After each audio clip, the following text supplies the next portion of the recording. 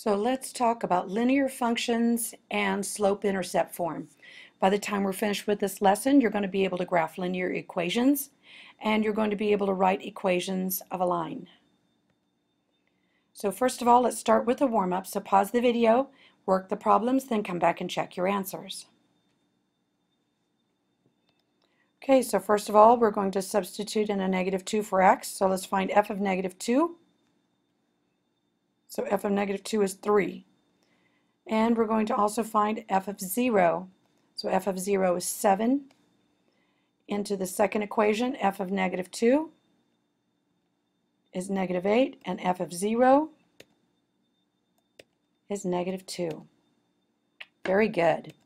Okay, the key concepts for this lesson. Slope is another way of talking about the rate of change. The rate of change is used a lot if it's not the same slope, not the exact same, but over the two endpoints of a line that you're looking at. So slope is the vertical change, the rise, y sub 2 minus y sub 1 over x sub 2 minus x sub 1.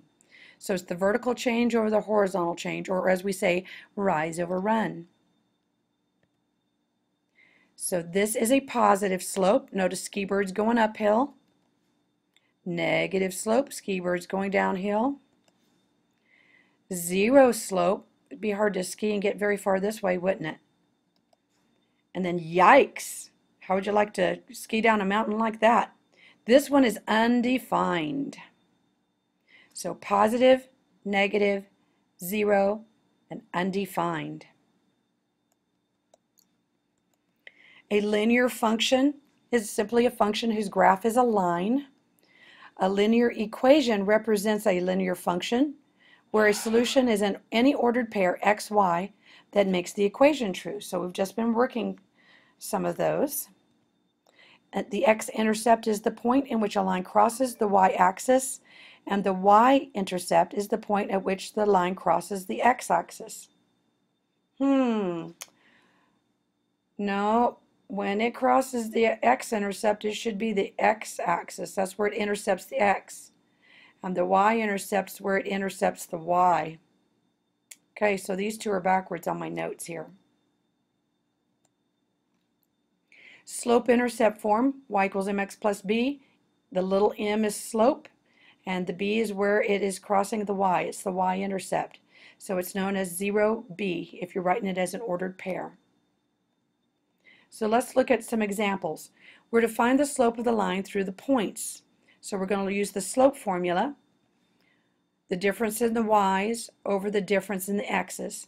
Now, one thing to remember is if you start with this point and then subtract this one, you have to, for the change in y's or x's, you also have to start with the same point. So you're starting, if you're starting with 0.2, then and the denominator you start with 0.2. You can't go 8 minus 0 and then 3 minus 5. But it doesn't matter which one of these you start with as long as you use the same starting point. So notice 8 and 5 go together, and so do 0 and 3. So 8 minus 0 is 8, 5 minus 3 is 2, and 8 divided by 2 is 4. So the slope of that, these 2 points is 4, the line that goes through those 2 points. Again, we're starting with this second this second ordered pair, -5 minus a -4, and then a 2 minus 1. This is the rise over the run.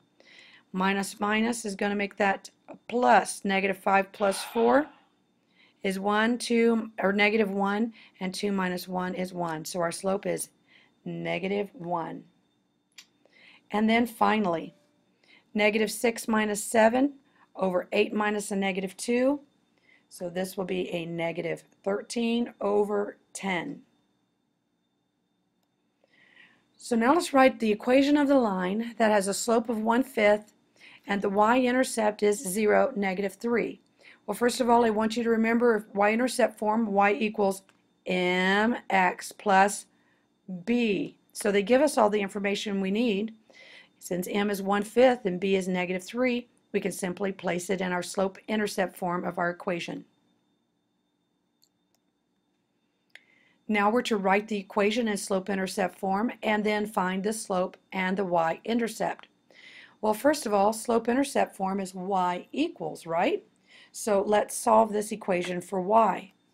We're going to start by adding 7x, and then we have to divide every single term by 2. Okay, so remember that. So what is our slope? Well, of course, it's what's with the x, 7/2, and our y-intercept will be at 0, 4. And then finally, we're to graph the equation y equals 2x plus 1. So we're going to start with where it crosses the y at a positive 1. So we're going to draw a point at a positive 1 on the y-axis.